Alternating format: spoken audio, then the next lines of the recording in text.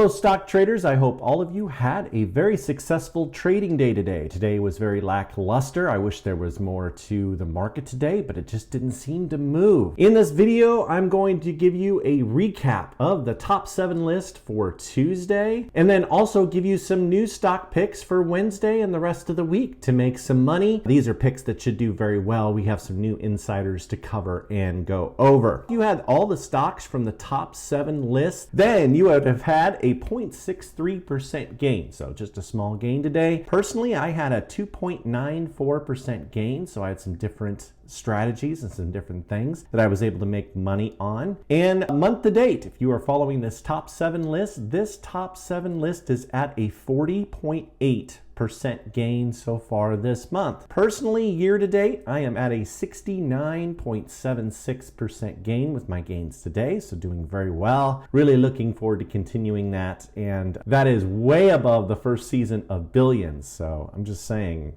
you know, hey, insiders might be the deal. If you are looking for a broker, one I suggest and one I like to use each and every day is Webull. I love it because of the pre-market trading hours. I can trade earlier than everyone else. I can also trade pretty late. I can trade as late as 7 p.m. Central Time, and so I like that very much. Orders are great to fill. I love all the scanners and all the tools that are available, including the desktop version that is really terrific. If you are looking for a powerful broker, you can get some free stocks just by clicking on the link that we have down below. You get 1 free stock for signing up, and you get 2 more free stocks when you deposit money. All right, so here we go. Let's cover the sales from the day previous. So here we go. So today I sold JSDA. This is Jones Soda. This is in our premium room for a 35.65% gain. Also sold SPRQWS for a 4.85% gain. I just wanted to free up some money for some other SPACs and some different things. And so I was up a little bit in that one and just wanted to put my money somewhere else. Now the standard room sold SPCE calls for a 34% loss. So this one didn't work out, and I knew in pre-market that I had a problem, and so that's why I wanted to get out of these. But to make up for it, I sold LPL calls for a 54% gain, so that more than made up for that. I do equal parts in each one of these call options. And then today I did a day trade of RIOT, RIOT. That was a day trade that was covered in that standard room and had an 8.99% gain on that today. So very, very good. All right, now for sales from the top 7 list, had 2 stocks that we sold that I decided to move out of. Sold FAST for a 0.64% loss and sold CALX for a 2.55% loss. So both of those did not work out. They had reached my exit point that I look for within my insider swing play, and it was time to move on. Unfortunately, they were not profitable, but usually that strategy is extremely profitable. So I get lots of questions about how I diversify my portfolio for options. Now, I'm a big believer, and again, this is just my personal opinion, but I don't use more than 1% of my portfolio in an option. I don't want an option to go worthless and for me to lose out on something. But if I have one that goes worthless and I only have 1% in it, then I only lost 1% on that. But I do love call options. I love to buy them, take advantage when I'm bullish on a stock, but I never have more than 20 call options or 20% of my portfolio in options at one time. And the reason why I don't is because even if the market goes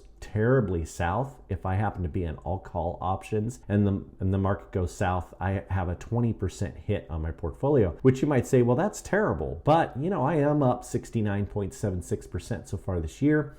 If I took a 20% hit because of that, I could actually stomach that. And so that's why I do that. I just kind of control my risk. Now, most of the time I have about 10 options at a time. I don't go super heavy, so 10% of my portfolio. But you got to protect yourself against a market downturn. I just kind of wanted to share that. I've had that question asked a lot. All right, now let's get to the top 7 list. We have so many great stocks to cover. And so here we go. And I'm going to include some graphs, so this should be kind of fun. Number 7 is VBIO. And on Tuesday, this finished up 2.39%. This has been a real winner for us since getting in. Hopefully you got in at a great entry point on this. This has been all over the place. My average in it is 19 cents, and this is Vitality Biopharma. Since calling this out, it is up 56.52%. And the chief medical officer bought shares 2 days in a row in open market. And so those transactions were very bullish. It has propelled the stock upwards and looking forward for more. Number 6 is brand brand new to the list. This is CINF. This is Cincinnati Financial. Now, this is a stock that's not going to move a lot, but I am expecting a 2 to 5% return after this insider activity. And so it's number 6 on the list because it doesn't have very much upside, but it's a nice, safe stock, and I think it's going to perform well with the director who bought shares. On Tuesday, this finished down 1.73%. My average in it's $91.15. Since calling this out, this is down 0.36%. But Dirk Debink bought shares in open market, and analysts have an average target price of $87.83. Number 5 is Bolt Biotherapies. This is BOLT. We've had this as part of the list for a while, and on Tuesday this finished down 0.93%. My average in it is $73.67. Since calling this out, it is down 2.91%. But tons of directors, the CEO, the CFO, have all been buying shares in open market. This was a recent IPO, and it's very bullish to see so many officers buy in. That's why I liked it in the first place. It really hasn't moved yet, but I think that this one will perform well. Number 4 is KLIC, and this has been a really nice pick. And this is KLIC and SAFA. And on Tuesday, this finished up 5.22%. My average in it's $47.07. Since calling this out, it is up 9.77%, so it's performing very well. And the director, Gregory Milnick, had open market purchase, and analysts have an average target price of $59.50. So there is some upside here, about 20-30% that we could still see on this thing. Number 3 is Kemper, KMPR, and on Tuesday, this finished down 2.34%. My average in it is $73.67, and since calling this out, it is up 0.71%, so just a small amount. And George Cochran, director, purchased shares in open market, and that was this morning, so that was pretty awesome to see more insider activity on this. Analysts have an average target price of $88.25, so this can move. I think if we get a good market day, this will really, really move upwards. It really should move upwards. I'm expecting a 2 to 10% gain on this one, and it just hasn't performed quite yet, but I think it will very soon. Number 2 is TAP, and this is Coors.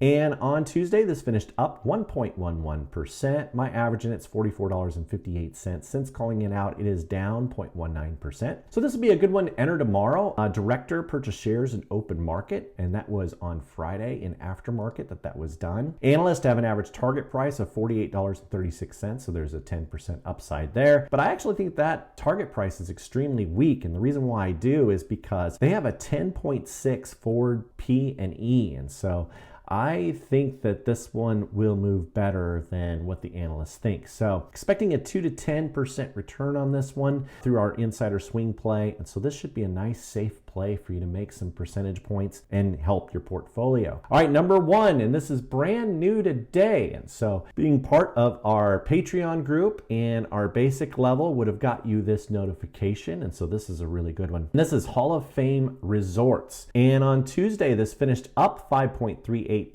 This is ticker symbol HOFV as in Victor. Brand new to the list. My average in it's $2.75. Since calling this out, it is up 3.27%. So called that out today, and so there's a lot of our members that were able to make money on this right away. And the reason why I like it is because 3 directors, the CFO and the CEO, took part and purchased shares at a $2.45 of their latest offering. And so it was a lot of different officers, and it was done as part of the offering. Why would officers go in and spend their own money on an offering? Well, they would because they think that the stock is way undervalued or that the offering price is way too low. Analysts have an average target price of $5 a share, and so I think this one can go way up. This is day 1. This just happened. So if you're looking for a stock to get in that I think can really, really move, I think Hall of Fame Resorts is it. Definitely lots of support and lots of confidence from all those insiders. I think that you can make big percentage points on this one. I would say anywhere between 10 to 50%